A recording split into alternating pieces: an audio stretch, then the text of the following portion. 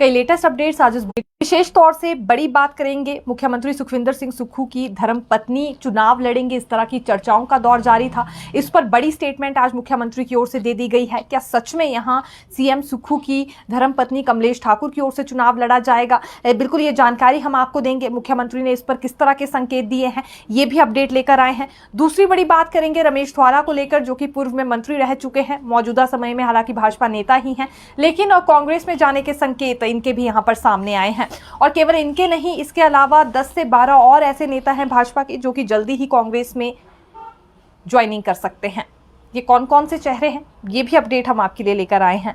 भाजपा के नामांकन तय हो गए हैं। प्रत्याशी देखिए, अभी हाल ही में उनकी ओर से तय कर लिए गए थे कि 3 उपचुनाव कौन कौन कैंडिडेट्स भाजपा की ओर से लड़ने जा रहे हैं चुनाव, लेकिन इसके बाद नामांकन तिथि भी सामने आ गई है, ये भी अपडेट देंगे। पोस्टल बैलेट भी जारी कर दी गई है और इसके अलावा डाक पत्र के माध्यम से किस किस को वोट देने की सुविधा मिलने वाली है इन उपचुनावों में, ये भी जानकारी देंगे। लेकिन शुरुआत मौसम से करना चाहेंगे, क्योंकि लगातार गर्मी का प्रकोप बढ़ता जा रहा है और इसी बीच हमीरपुर के नेरी में तापमान 46 डिग्री सेल्सियस दर्ज किया गया है।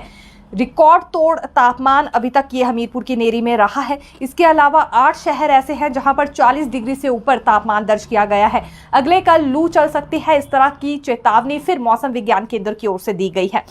दूसरी बड़ी बात एक कार एक्सीडेंट को लेकर करेंगे। शिमला जिला के ननखड़ी में यह हादसा पेश आया है। 500 मीटर गहरी खाई में कार गिर गई है। ननखड़ी में हादसा पेश आया और अनियंत्रित होकर 500 मीटर गहरी खाई में ऑल्टो कार पहुंच गई, बुरी तरह से दुर्घटनाग्रस्त हो गई है और 300 मीटर की दूरी पर ही उस व्यक्ति का शव मिल गया जो कि कार में सवार थे। इनका नाम जोगेंद्र बताया जा रहा है, 67 वर्ष इनकी उम्र है और ये गाहन के निवासी बताए जा रहे हैं। पूरे इलाके में शोक की लहर छाई हुई है और अभी पुलिस ने जांच पड़ताल करना शुरू कर दिया है। देखिए, अधिकतर मामलों में एक यही सबसे बड़ा कारण बताया जाता है कि अनियंत्रित होकर कार गिर गई है और यहाँ भी 500 मीटर गहरी खाई में जो कार गिरी वही इसका कारण समझा जा रहा है। इसीलिए सावधानी बरतना इन दिनों काफ़ी ज़्यादा ज़रूरी हो गया है। अधिकतर एक्सीडेंट्स ही क्योंकि इस वजह से हो रहे हैं। बच्चे की मौत पर हंगामा हुआ, ये सोलन के क्षेत्रीय अस्पताल की जानकारी लेकर आए हैं। इसमें परिजनों की ओर से शिकायत ये की जा रही है कि 2 मई को महिला गर्भवती थी, उसकी डिलीवरी उसी दिन हो गई। फिर 13 जून को बच्ची बहुत ज़्यादा रो रही थी, छोटी बच्ची को अस्पताल लाया गया, क्षेत्रीय अस्पताल में उसे इंजेक्शन दिया गया और फिर आईजीएमसी के लिए रेफर किया गया। आईजीएमसी जैसे ही ये परिजन अपनी बच्ची को लेकर पहुंचे, उसके माता पिता जैसे ही पहुंचे तो यहाँ डॉक्टर्स ने उसे मृत घोषित कर दिया। अब परिजनों की ओर से सवाल उठाया जा रहा है कि आखिरकार बच्ची को कौन सी बीमारी थी, इस पर डॉक्टर कुछ क्यों नहीं कह रहे हैं। कौन सा इंजेक्शन उसे दे दिया गया था, इंजेक्शन पर भी यहां कोई जानकारी डॉक्टर्स की ओर से नहीं दी जा रही है और इस पर परिजनों ने सवाल उठाए हैं। बड़ा बवाल भी आज क्षेत्रीय अस्पताल में देखने के लिए मिला है। हालांकि क्षेत्रीय अस्पताल के प्रशासन की ओर से यह स्पष्ट कर दिया गया है कि अभी इंजेक्शन की रिपोर्ट नहीं आई है। जैसे ही ये रिपोर्ट आती है तो उसके बाद खुलासा हो पाएगा कि बच्ची को किस चीज का इंजेक्शन दिया गया था, क्या बीमारी थी। लेकिन डॉक्टर्स तो आसानी से ये बात बता सकते हैं, वो डॉक्टर जिसने इंजेक्शन दिया हो, लेकिन फिर भी गुरेज कर रहे हैं बताने से। ऐसा क्यों? यहां बिल्कुल फिर डॉक्टर्स की कार्यप्रणाली पर भी सवाल उठ जाया करते हैं। ऐसा ही मामला ये सोलन के क्षेत्रीय अस्पताल में सामने आया है। हिमाचल प्रदेश विश्वविद्यालय की ओर से पीएचडी का रिजल्ट घोषित कर दिया गया है 3 डिपार्टमेंट्स में। देखिए, सबसे पहले जर्नलिज्म एंड मास कम्युनिकेशन की जानकारी दे देते हैं। पीएचडी के लिए प्रवेश परीक्षा ली गई थी जिसका रिजल्ट जारी हुआ है और इसमें तकरीबन 8 अभ्यर्थियों का चयन हुआ है। कट ऑफ 72% रहा है। पूरी लिस्ट वेबसाइट पर डाल दी गई है और ये भी जानकारी इन अभ्यर्थियों को दी गई है कि 18 जून तक इन्हें फीस डिपॉजिट करवानी होगी। अगर नहीं करवाते हैं तो वेटिंग लिस्ट में जो अभ्यर्थी चल रहा होगा उसे सीट दे दी जाएगी। दूसरी बात करना चाहेंगे उन अभ्यर्थियों की जिन्होंने पीएचडी संस्कृत के लिए प्रवेश परीक्षा दी थी। इसका रिजल्ट घोषित हो गया है। 3 छात्रों का इसमें भी चयन हुआ है। 20 जून तक सभी प्रमाण पत्र इन्हें जमा करवाने होंगे फीस समेत। बीसीए विभाग के लिए भी कुल 40 छात्रों का चयन हो चुका है और वेबसाइट पर यह भी जानकारी डाल दी गई है। मेरिट लिस्ट अगर ये चेक करना चाहे तो बिल्कुल कर सकते हैं। जेबीटी शिक्षकों को ब्रिज कोर्स करना होगा। ये वो जेबीटीज हैं जिन्हें यहाँ बीएड डिग्री धारक माना गया था पहले। बीएड डिग्री धारक थे और जेबीटी के पदों पर इन्हें क्योंकि नियुक्तियां दे दी गई थी। सुप्रीम कोर्ट की ओर से पिछले साल ही ऑर्डर जारी हुआ था कि जेबीटी बनाम बीएड मामले में जेबीटी के पदों पर बीएड धारकों को भी नियुक्ति दी जा सकती है, लेकिन कंडीशन ये रखी गई थी कि 6 महीने का जेबीटी कोर्स इन्हें करना है। अब यहाँ शिक्षा विभाग की ओर से सभी डेप्यूटी डायरेक्टर से ये लिस्ट मंगवा दी गई है कि उनके क्षेत्र में कितने ऐसे शिक्षक हैं जेबीटी के जिन्होंने ब्रिज कोर्स नहीं किया है। 6 माह का ब्रिज कोर्स करना है और 2 साल का वक्त उन्हें दिया जाएगा। 2 साल में कभी भी अपने 6 माह का कोर्स ये कर सकते हैं। 112 के करीब ऐसे जेबीटी शिक्षक हैं जो कि बीएड धारक थे, बीएड डिग्री धारक थे और फिर उन्हें नियुक्ति दे दी गई थी 112 के करीब पदों पर। बाकी के 1132 पदों को बाकी बचे पदों में मर्ज कर दिया गया था। तो ये एक अहम जानकारी कहना चाहेंगे, क्योंकि बहुत सारे शिक्षक अभी ऐसे रह रहे होंगे जिन्होंने ये ब्रिज कोर्स नहीं किया होगा और ये बीएड डिग्री धारक हैं, लेकिन जेबीटी का ये कोर्स करना भी जरूरी है क्योंकि जेबीटी के पदों पर सेवाएं दे रहे हैं। सुप्रीम कोर्ट ने बीएड वालों को मान्यता दे दी थी, लेकिन एक कंडीशन भी है और एनसीटी की गाइडलाइंस को भी फॉलो करना बहुत जरूरी है, जिसमें साफ तौर पर कहा गया है इन रूल्स को लेकर। नगर परिषद बिलासपुर पर फिर एक दफा भाजपा का कब्जा हुआ है और इस पर नेता प्रतिपक्ष जयराम ठाकुर ने भाजपा प्रदेश अध्यक्ष डॉक्टर राजीव बिंदल ने जो नवनियुक्त अध्यक्ष हैं उन्हें बधाई भी दी है। ये नगर परिषद के उपाध्यक्ष कमल गौतम को सर्वसहमति से नया अध्यक्ष नियुक्त किया गया है। पहले उपाध्यक्ष थे, अब देखा जा सकता है अध्यक्ष के पद पर इन्हें सर्वसहमति से चुन लिया गया है और ये एसडीएम अभिषेक कुमार गर्ग की अध्यक्षता में चुनाव आज आयोजित किया गया था। इससे पहले जो अध्यक्ष थे वो कमलेंद्र कश्यप थे। ये भाजपा छोड़ कांग्रेस में शामिल हुए थे, लेकिन बाकी पार्षदों के साथ इनका स्वर नहीं मिल रहा था और भीतर खाते भी कई तरह के विरोध इनके लिए शुरू हो गए थे, जिसके बाद इन्होंने अपने पद से इस्तीफा दे दिया था। फिर ये चुनाव होना था नए सिरे से अध्यक्ष के पद के लिए और अब उपाध्यक्ष को ही अध्यक्ष के तौर पर चुन लिया गया है, जो कि भाजपा से संबंधित है। इसीलिए नेता प्रतिपक्ष जयराम ठाकुर ने और डॉक्टर राजीव बिंदल ने भी इस पर खुशी व्यक्त की है, क्योंकि नगर परिषद बिलासपुर पर अब भाजपा का कब्जा एक तरह से हो गया है। हिमाचल प्रदेश अराजपत्रित कर्मचारी महासंघ का एक प्रतिनिधि मंडल राज्य वन विकास निगम के उपाध्यक्ष केहर सिंह खाची से आज मिला है और यहाँ 2 से 3 बड़ी मांग उन्होंने रखी है। पहली तो ये कि जो रेगुलराइजेशन ऑर्डर्स कर्मचारियों के लिए अभी तक जारी हो जाने चाहिए थे 1 अप्रैल से, क्योंकि ये रेगुलर होने वाले थे, कॉन्ट्रैक्ट पीरियड 2 साल का पूरा कर चुके हैं, तो अब इस पर जल्दी ही फैसला ले लिया जाए, ये ऑर्डर्स जारी हो और बैकडेट से इन कर्मचारियों को लाभ देने की बात कही गई है। दूसरी मांग ये अराजपत्रित कर्मचारी महासंघ की ओर से रखी गई है कि पहले 2 मौके रेगुलर होने के लिए रखे गए थे, एक तो मार्च में, दूसरा सितंबर में, तो अभी भी 2 ही मौके कर्मचारियों को दिए जाए। ये उनका हक है, उनसे नहीं छीना जाना चाहिए। अब इस तरह की परिस्थितियां बार बार आती है, कोड ऑफ कंडक्ट लग रहा है, तो दूसरा मौका कर्मचारियों के पास नहीं है, पूरे 1 साल का इंतजार वो नहीं कर सकते हैं। सितंबर का मौका होता तो रुक भी जाते, लेकिन अब मार्च को ही जब रेगुलराइजेशन ऑर्डर्स जारी होने थे, यानी कि 31 मार्च को, क्योंकि कॉन्ट्रैक्ट पीरियड खत्म हो गया है, 1 अप्रैल से रेगुलर होने थे, तो ऐसे में कैसे वो 1 साल का इंतजार कर सकते हैं। इसलिए ये रेगुलराइजेशन को लेकर 2 से 3 बड़ी मांगे रखी हैं और जहां ओपीएस अभी तक बहाल नहीं हो पाई है, जिसमें बिजली बोर्ड है, जिला परिषद कैडर है, अन्य छूटे विभाग के कर्मचारियों को भी ओपीएस का लाभ दिया जाए। इन्हें आश्वासन दिया गया है वन विकास निगम के उपाध्यक्ष की ओर से कि इनकी बात सरकार तक पहुंचाएंगे, लेकिन कितनी जल्दी अब यह संभव हो पाता है हम देखेंगे। और बिजली बोर्ड के कर्मचारी तो वैसे ही काफी ज्यादा रोना रो रहे हैं। देखिए, बड़े बड़े आंदोलन करके उन्होंने देख लिए, अल्टीमेटम दे दिए, 3 बार अनाउंसमेंट उनके लिए हो जाती है कि ओपीएस बहाल होगी, लेकिन फिर ये बात सिरे नहीं चढ़ पाई।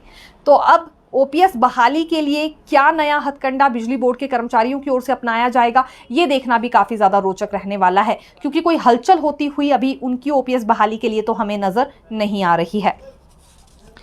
देखिए, रील्स बनाने पर प्रतिबंध लग गया है अमृतसर के गोल्डन टेम्पल में और ये एसजीपीसी यानी कि शिरोमणि गुरुद्वारा प्रबंधक कमेटी की ओर से बड़ा फैसला लिया गया है। कमेटी का ये मानना है कि एक सेल्फी पॉइंट उसे बनाकर रख दिया गया है, पिकनिक स्पॉट समझकर वहां पर बाकी धर्म के लोग आ जाते हैं, जबकि सिख समुदाय के लिए वो सबसे बड़ा धार्मिक स्थल है, लेकिन वहां आकर रील्स बनाई जाती है। डांस करते हुए भी कुछ लोग रील्स बनाते हैं, सेल्फी पॉइंट उसे समझ लिया गया है, जिस वजह से फोटोज और वीडियोज लेने पर अब वहां पूरी तरह से प्रतिबंध रहेगा।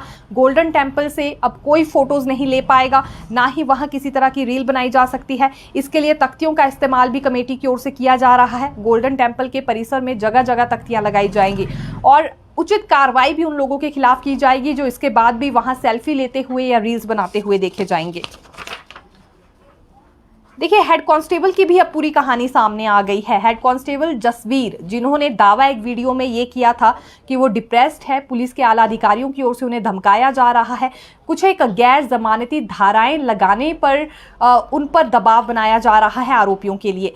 लेकिन इस सबके बाद क्या हुआ कि वो लापता हो गए थे और इनके परिजनों ने एसपी ऑफिस के बाहर पहुंचकर खूब हंगामा भी किया।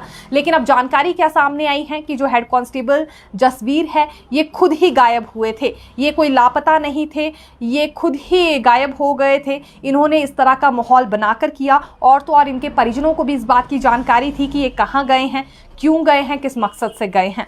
ये अपडेट सीआईडी क्राइम के डीआईजी डॉक्टर डीके चौधरी की ओर से दी गई है। हरियाणा के नारायणगढ़ में एक ट्यूबवेल पर लेटे हुए इनकी तलाश की गई है। हालांकि ये पुलिस को जानकारी थी कि ये खुद से ही गुम हुए हैं, इसीलिए इनके फ़ोन कॉल्स पर भी पूरा ध्यान रखा जा रहा था और कॉल डिटेल्स के माध्यम से ही इन तक पुलिस पहुंच पाई। इन्हें अब तलाश लिया गया है। अभी तक इनका बयान कलमबद्ध नहीं हुआ है, लेकिन ये दावा पुलिस की ओर से किया जा रहा है, एसपी सिरमौर की ओर से भी, कि स्टेटमेंट जल्दी ही इनकी कलमबद्ध कर दी जाएगी। लेकिन बड़ी बात कहना चाहेंगे कि इस तरह का माहौल खुद ही एक हेड कांस्टेबल की ओर से बनाया जाता है। पुलिस के आला अधिकारियों की कार्यप्रणाली पर भी उन्होंने सवाल उठाए। पुलिस की हर ओर किरकिरी हो रही थी और दूसरी ओर फिर खुद ही गायब हो जाते हैं और इस तरह का माहौल बनाते हैं कि ये लापता हो गए हैं, किसी ने इन्हें किडनैप कर लिया है, जबकि ऐसा कुछ नहीं था। इस सबके बीच एक बड़ा खुलासा ये हुआ है कि इससे पहले 17 मई को एक व्यक्ति से 45,000 रुपए की रिश्वत भी इन्होंने ली है और इस बात की शिकायत खुद इस व्यक्ति ने पुलिस में आकर दी थी। अब यहाँ सवाल कई तरह के उठ रहे हैं। जो पंजाब के युवक आए थे, जिन्होंने उस स्थानीय व्यक्ति के साथ आकर सिरमौर में मारपीट की, तो उन चारों आरोपियों को आखिरकार जसवीर की ओर से क्यों बचाया जा रहा था? क्या कोई रिश्वत इन्हें दी गई थी या फिर माजरा कुछ और था? बार बार पुलिस के आला अधिकारी दबाव ये बना रहे थे कि बेरहमी से उस व्यक्ति की वहां पर पिटाई हुई है, तो चारों पंजाब के युवकों पर स्ट्रिक्टली एक्शन होना चाहिए। लेकिन जसवीर इससे बच रहे थे और उनका ये कहना था कि जो धाराएं लग सकती है वो वही लगाएंगे, इसके अलावा वो क्यों ही बड़ा एक्शन उन पर ले। और इसके बाद ये जानकारी सामने आती है कि पहले भी ये कई दफ़ा रिश्वत ले चुके हैं कुछ एक लोगों से। तो आखिरकार चल क्या रहा है? अभी छानबीन इसकी हो रही है इस पूरे मामले में। हालांकि पूरे नतीजे पर हम नहीं पहुंच सकते हैं, लेकिन एक बात ये क्लियर हो गई है कि जो जसवीर है ये खुद ही गायब हुए थे, कोई लापता नहीं थे, ना ही इन्हें किडनैप किया गया था। ये सीआईडी क्राइम के डीआईजी डॉक्टर डीके चौधरी की ओर से बड़ी जानकारी दे दी गई है। अब इस मामले में और ज़्यादा पूछताछ होगी जसवीर से, उसके बाद ही खैर खुलासा हो पाएगा कि ये पूरा सिनेरियो क्या था और पुलिस की छवि भी क्योंकि इस पूरे मामले में बहुत ज़्यादा खराब हुई है। तो अब विभाग के स्तर पर यह जांच होने वाली है। सीएम सुक्खू की ओर से टिकटों को लेकर आज बड़ी बात कही गई है और डायरेक्ट क्योंकि मीडिया की ओर से ये सवाल इनसे किया गया कि चर्चाएं हैं मुख्यमंत्री सुक्खू की धर्मपत्नी कमलेश ठाकुर चुनाव लड़ेंगी, तो इस पर सीएम ने स्पष्ट तौर पर यह कह दिया है कि केवल अफवाहें हैं, ऐसा कुछ नहीं है, उनकी धर्मपत्नी कोई चुनाव नहीं लड़ने वाली है। तो अब सीएम सुक्खू की पत्नी के चुनाव लड़ने की चर्चाओं पर पूर्ण विराम लग गया है। दूसरी बात उन्होंने ये कही, जल्दी ही टिकटें तय कर दी जाएंगी। इसके लिए वो दिल्ली भी गए थे, प्रियंका गांधी वाड्रा से भी उन्होंने मुलाकात की है और अब यहाँ संगठन से मिलकर भी कुछ एक चर्चाएं होने वाली है। हालांकि कई तरह के दावेदार सामने आ रहे हैं, लेकिन किसे कांग्रेस चुनती है, फिलहाल इस पर माथापच्ची का दौर हमें देखने के लिए मिल रहा है। दूसरी ओर भाजपा है, जिनकी ओर से प्रत्याशियों का चयन कर लिया गया है। निर्दलियों को ही टिकट दिया जाएगा। पूर्व में जो निर्दलीय विधायक रह चुके हैं, जिन्होंने अपनी विधायकी से इस्तीफा दे दिया था, वही तीनों कैंडिडेट्स हैं और पहले ही इन कैंडिडेट्स की ओर से दावा भी कर दिया गया था कि यही भाजपा के प्रत्याशी होने वाले हैं, जिसमें एक आशीष शर्मा है, होशियार सिंह है और केएल ठाकुर है नालागढ़ से। छात्रों के लिए एक अच्छी खबर, विशेष तौर से हिमाचल प्रदेश विश्वविद्यालय के छात्रों के लिए बड़ी अपडेट कहना चाहेंगे। एससीए के चुनाव फिर बहाल हो सकते हैं, ये संकेत भी मुख्यमंत्री ने आज दिए हैं। सीएम सुक्खू का ये कहना था कि खुद भी वो विश्वविद्यालय की राजनीति से ही उभर पाए हैं और आज मुख्यमंत्री की कुर्सी पर हैं, तो जरूर इस तरह के चुनाव होने चाहिए, लेकिन इसमें ध्यान ये रखा जाएगा कि बिना हिंसा के ये चुनाव हो। पहले हिंसा काफी ज्यादा बढ़ गई थी हिमाचल प्रदेश विश्वविद्यालय में, जिस वजह से एससीए चुनावों पर रोक लगाई गई थी। तब से लेकर अभी तक इन संगठनों की ओर से ये मांग उठाई जा रही है, चाहे एसएफआई हो, एनएसयूआई हो, एबीवीपी हो, कि दोबारा से ये छात्र संगठन चुनाव होने चाहिए। तो अब होते हैं नहीं होते हैं, क्योंकि आश्वासन तो पहले भी कई सरकारों ने दिया। पूर्व जयराम सरकार में भी ये बात कही जाती थी कि जरूर दोबारा से ये एससीए के चुनाव बहाल होंगे, सीएम सुक्खू भी कह रहे हैं। लेकिन क्या फैसला इस पर होता है ये देखना होगा। हालांकि मुख्यमंत्री का कहना है कि वो इस पर विचार विमर्श कर रहे हैं, सोच विचार के बाद फैसला ले लिया जाएगा। आज क्योंकि देखिए एल्यूमिनाई मीट थी, एचपीयू में बड़ा कार्यक्रम आयोजित किया गया था और इस बीच मुख्यमंत्री की ओर से कुछ पुराने किस्से भी याद किए गए। भाजपा विधायक रणधीर शर्मा को याद करते हुए सीएम सुक्खू ने यह कहा कि एक वक्त वो भी था जब रणधीर शर्मा और सीएम सुक्खू आमने सामने होते थे और बार बार उस वक्त मुख्यमंत्री सुक्खू एक बतौर छात्र उनसे ये बात कहते थे कि उन्हें राजनीति छोड़ देनी चाहिए, क्योंकि रणधीर शर्मा को ना तो विधानसभा में जाना है, ना ही वो एचपीयू में लगने वाले हैं, तो आखिरकार क्यों आप अपना समय नष्ट कर रहे हैं, इस राजनीति को छोड़ दीजिए। रणधीर शर्मा को एक बार उन्होंने इस तरह की बात कही थी, ये जिक्र आज मुख्यमंत्री की ओर से किया गया। और साथ ही उन्होंने ये भी बताया हंसते हुए कि जब खुद सुखविंदर सिंह सुक्खू विधानसभा पहुंचे तो उससे पहले ही रणधीर शर्मा विधानसभा पहुंच चुके थे और रणधीर शर्मा ने ही उन्हें ये बात भी फिर याद दिलाई थी कि जब बतौर छात्र उनके बीच में कहा सुनी हो जाया करती थी तो उन्होंने ये तर्क भी उन्हें दिया था, लेकिन मैं तो आपसे पहले ही विधानसभा आ गया था। हंसी मजाक करते हुए ये बड़ी बात आज मुख्यमंत्री सुक्खू की ओर से कही गई। हायर स्टडीज में और कैसे गुणवत्ता लाई जा सकती है, इस पर भी मुख्यमंत्री की ओर से कुछ सजेशंस लिए भी गए हैं, दिए भी गए हैं। रोजाना अधिकारियों के साथ ये चर्चा कर रहे हैं कि कैसे और ज़्यादा क्वालिटी एजुकेशन में बढ़ाई जाए। इस पर नए नए तरीके और हथकंडे अपनाए जा रहे हैं और जो भी ज़रूरत होगी उसे अब हिमाचल प्रदेश में पूरा किया जाएगा। यहाँ की स्टडीज़ को सबसे बेहतर बनाने की कोशिश होगी, ये दावा मुख्यमंत्री सुक्खू की ओर से हुआ है। देखिए एक बड़ी जानकारी जो कि पूर्व मंत्री रमेश धवाला से जुड़ी हम आपके लिए लेकर आए हैं। एक स्टेटमेंट रमेश धवाला की ओर से दी गई है जिसमें उन्होंने कहा कि यदि मुख्यमंत्री सुक्खू देहरा को जिला बना देते हैं तो वो कांग्रेस में शामिल होने के लिए तैयार है। हालांकि बात ये भी सामने आई है कि रमेश धवाला समेत कई ऐसे भाजपा के नेता हैं जो कि कांग्रेस के संपर्क में चल रहे हैं और कांग्रेस के टिकट 18 जून तक घोषित हो जाएंगे, ये भी अपडेट सामने आ गई है। क्योंकि अभी सीएम सुक्खू दिल्ली गए थे, प्रियंका गांधी वाड्रा से मुलाकात की है, इसके बाद जल्दी टिकट तय हो जाएंगे। ज़्यादा समय इस बार कांग्रेस नहीं लेगी क्योंकि पिछली बार भी काफ़ी देरी बरती गई और उसका खामियाजा लोकसभा सीटों में देखने के लिए मिला है। कांग्रेस को 4 सीटें हार गई थी, तो इस बार कोशिश कांग्रेस की ये रहने वाली है कि जल्द से जल्द यहाँ नाम तय कर लिए जाए और फिर प्रचार प्रसार भी, क्योंकि उन प्रत्याशियों के लिए कांग्रेस को करना होगा। और भाजपा के नामांकन देखिए तय हो गए हैं। देहरा से प्रत्याशी होशियार सिंह 21 जून को नामांकन भरेंगे। हमीरपुर विधानसभा क्षेत्र से आशीष शर्मा 18 जून को भरेंगे नामांकन और नालागढ़ से केएल ठाकुर 20 जून को पर्चा दाखिल करने वाले हैं। इनके साथ डॉक्टर राजीव बिंदल जो कि भाजपा प्रदेश अध्यक्ष है वो मौजूद रहेंगे और नेता प्रतिपक्ष जयराम ठाकुर भी इनके साथ नामांकन भरने के लिए मौजूद रहने वाले हैं। और निर्वाचन आयोग की ओर से भी कार्य शुरू हो गया है, पोस्टल बैलेट जारी कर दिए गए हैं। मुख्य निर्वाचन अधिकारी मनीष गर्ग की ओर से जो जानकारी दी गई है उसके मुताबिक उपचुनाव के लिए 85 वर्ष से अधिक जिन बुजुर्गों की उम्र है या जो दिव्यांग है उन्हें डाक पत्र के माध्यम से पत्र जारी कर दिए गए हैं। डाक मत पत्र एक तरह से उन्हें जारी कर दिए गए हैं और 10 जुलाई को क्योंकि वोटिंग होनी है, 13 जुलाई को फिर परिणाम सामने आ जाएंगे। एक बड़ी जानकारी देना चाहेंगे, ये पटवार खाने में जो काम पड़ जाते हैं उससे जुड़ी ज़रूरी अपडेट है। दरअसल क्योंकि फ़ीस यहाँ पर बढ़ा दी गई है उन कार्यों को लेकर, पटवार खाने में जो कि बड़े कार्य करवाने के लिए लोग पहुँचते हैं, लैंड रेवेन्यू एक्ट में संशोधन किया गया है और संशोधन का ड्राफ्ट राजस्व विभाग ने 5 अक्टूबर 2023 को जारी किया था। अब इसकी फाइनल नोटिफिकेशन हो गई है। तो इसके मुताबिक जमाबंदी के लिए अधिकतम 500 रुपये लगने वाले हैं, मिसल हकीकत के लिए अधिकतम 500 लगेंगे और अन्य जानकारी या रिकॉर्ड सुपरविजन के प्रति कॉपी करवाना हो तो 20 रुपये फीस अब इसके लिए यहाँ तय की गई है। स्पॉट का ततीमा लेने के लिए 50 रुपये फीस तय की गई है। ये जो राशि में बदलाव हुआ है उससे जुड़ी जानकारी हमने आपको दी। तो फिर मिलेंगे नई खबर के साथ, देखते रहिए दिव्य हिमाचल टीवी। धन्यवाद।